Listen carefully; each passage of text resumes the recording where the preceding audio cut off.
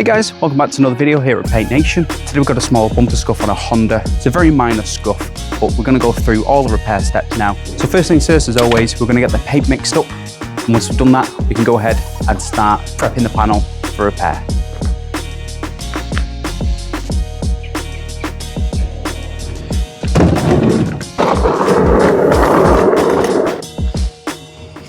So whenever I'm near an edge, like a plastic trim, I'll always put a bit of tape on just to stop damaging the surrounding trim when I'm sanding, because you don't want to make more work for yourself.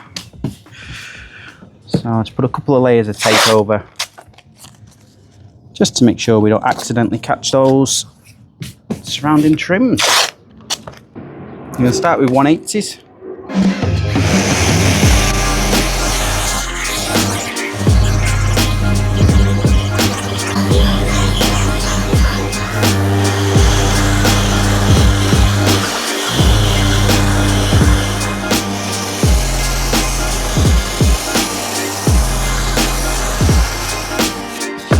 So I'm just going to now go over with 800s wet and dry, just to go around this surrounding area here, ready for primer.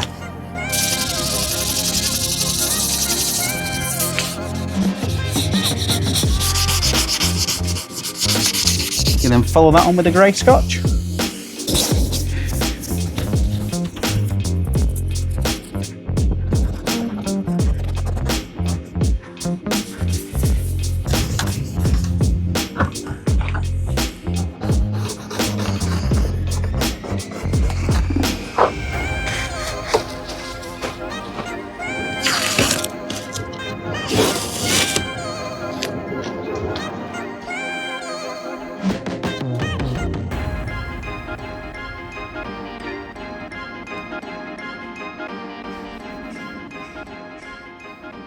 So now we're all prepped and cleaned down, ready for masking up for primer.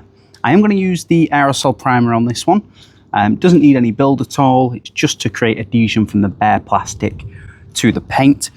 It has all been previously painted, so yeah, don't need to worry too much. So we're going to quickly rough mask around for the primer. Mask the lower trim off first.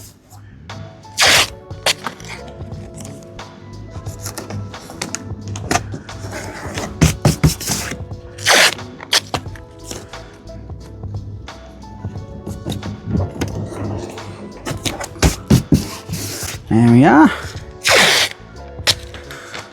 And then I'm going to do a back mask just to kind of create a little bit of a soft edge on here. So I'm just going to get normal 2-inch tape and I'm just going to fold it over itself. So the sticky side is on the outside on each end.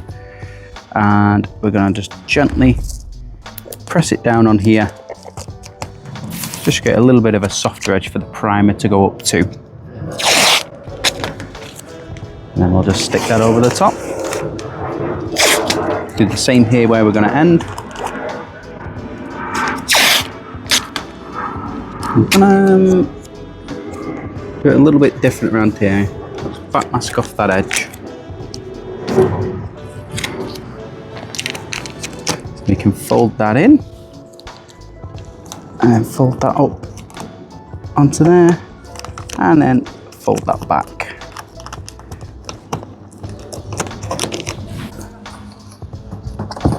So I'm going to get some masking paper now, and we're just going to loosely tape it onto there, and we can tear out where we need to mask.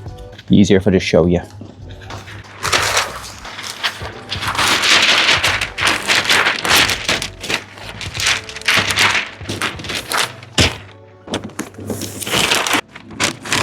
So we loosely just tack it in place, and then I'm just going to tear the paper roughly where the outline is.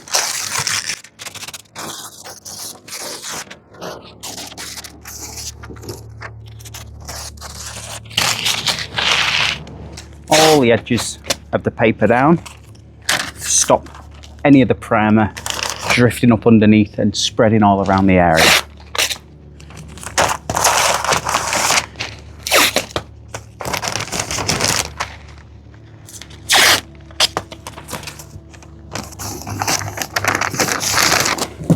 So we don't need to worry about preheating the panel today. We've got the sun directly on there. It's lovely and warm. So we can just go ahead and get the primer on there now. So I'm going to use a black Spray Max 1K aerosol primer on this one.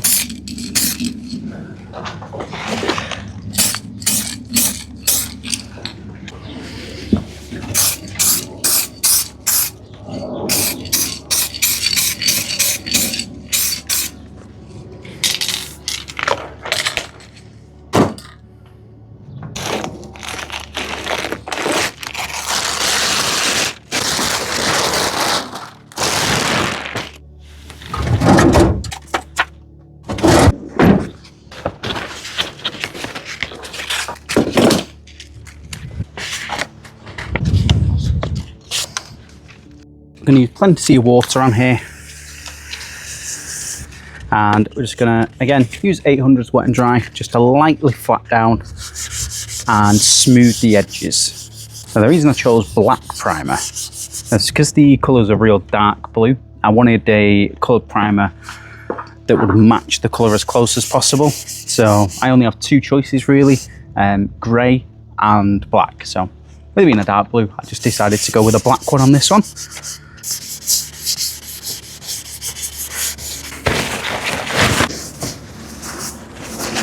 And dry that off, and then I'll go over again with a bit of water-based cleaner.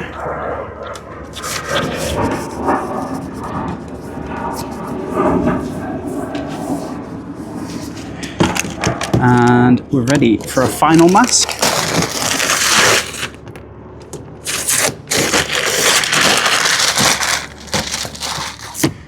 So we'll come in first and we'll do all the outlining around the area, and then we can come in with the masking paper and sheet off all the area. I do get asked occasionally, so why is it I use paper rather than the I think people call it the sheeting. That's usually called polymask. So a couple of reasons. Number one, with us using a HVLP spray gun, we get very little overspray going past the area. I don't need to worry too much about it going all the way over, for example, to right at the front of the vehicle. It's just not going to travel that far. So yeah, I tend to use 36-inch masking paper, and I'll double it up just to make sure it goes way beyond where I need to. So it's going to be about 72 inches worth of masking approximately. Obviously, sometimes I overlap the paper slightly. It's way more than enough for the size of spray gun I'm using. If I was using a big spray gun, yeah, I'd polymask the entire car. But it's down to personal preference really. I could polymask it. I personally find it a little bit more awkward because if the wind's blowing like it is now, there's a very slight breeze going on. The polymask can just be blowing all over the place. It can be really tricky to use. So again, just personal preference. Some people prefer using it. I just prefer using the old masking paper method, to be honest. Making sure all the edges are nice and neat. And that's just going to help eliminate any blow-unders. So it just stops the tape lifting up as you're coming across with your spray gun. So obviously you're blowing pressure there. And yeah, it's just to make sure all the edges are down properly.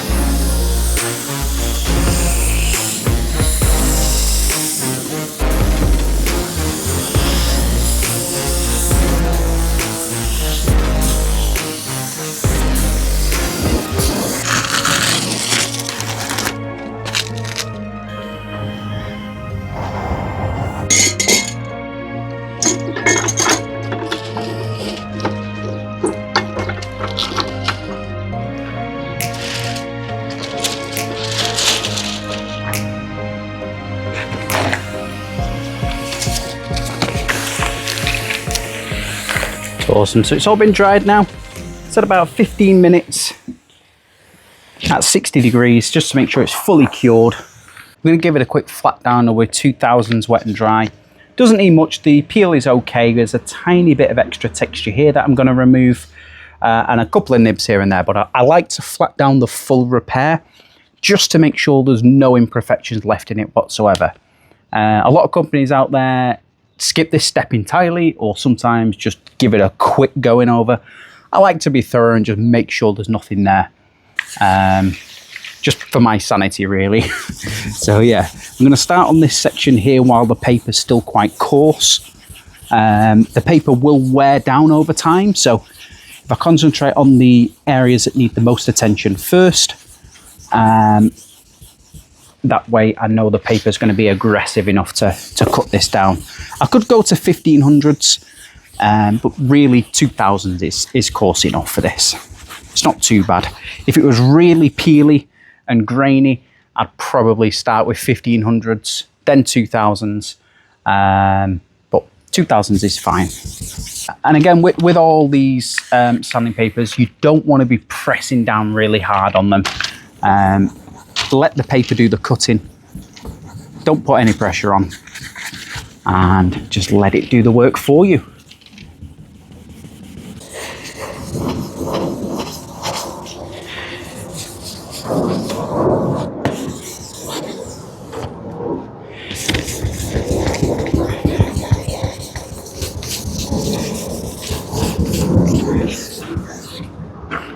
Dry it off now.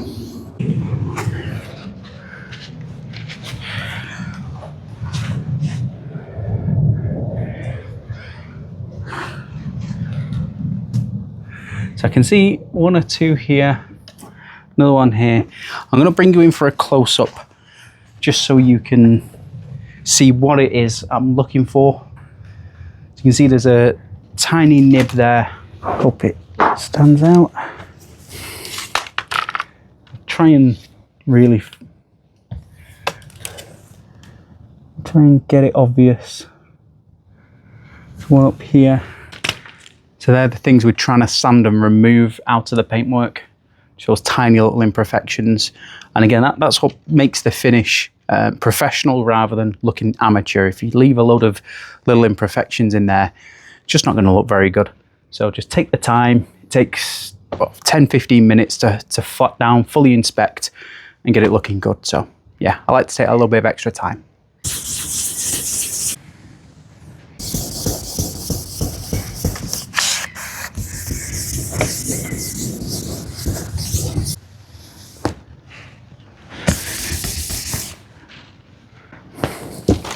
Okay, so we're going to be ready for a machine polish now. Again, I like G360 compound by Ferreckler. It's a very coarse cutting compound. So you can get coarse, medium or fine grade when it comes to cutting. If you imagine the grades as like granules in the paste, in the polishing paste, the coarser the polishing compound, the more larger those little bits of grit are that's in there. If you go for a fine polishing compound, they're really small.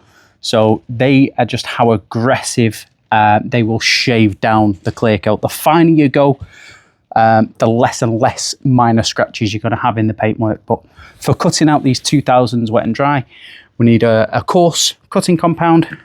So we're going to apply a decent amount on the polishing head. Not too much, just a decent amount. And before I turn this on, because it will just explode and go everywhere, I like to just gently rub it on the panel first, just to spread it out, and that way it's not going to go all over the place.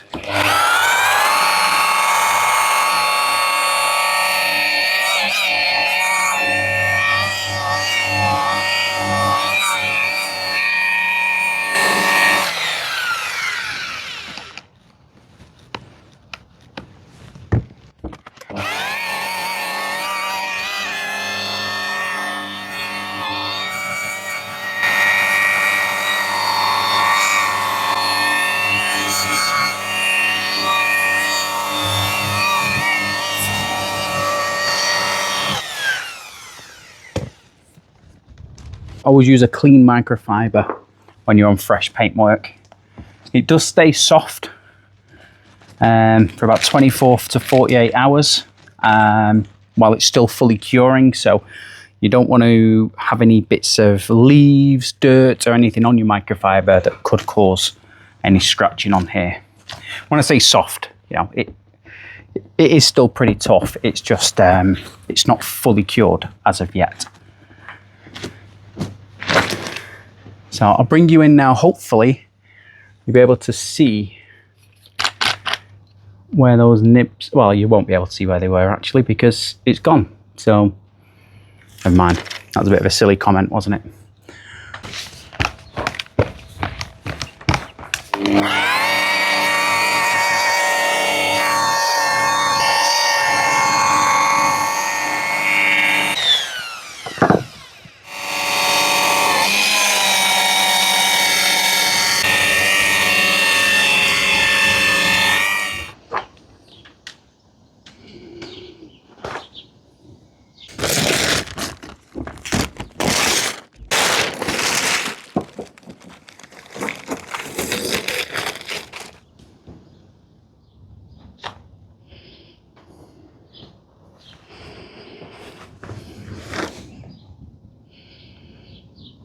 There we are, all done. Took around 3 hours to do in total, including all the drying times. And yeah, I hope you enjoyed this video. Please remember, like and subscribe, drop a comment if you have any questions, and I'll see you in the next one. Take care.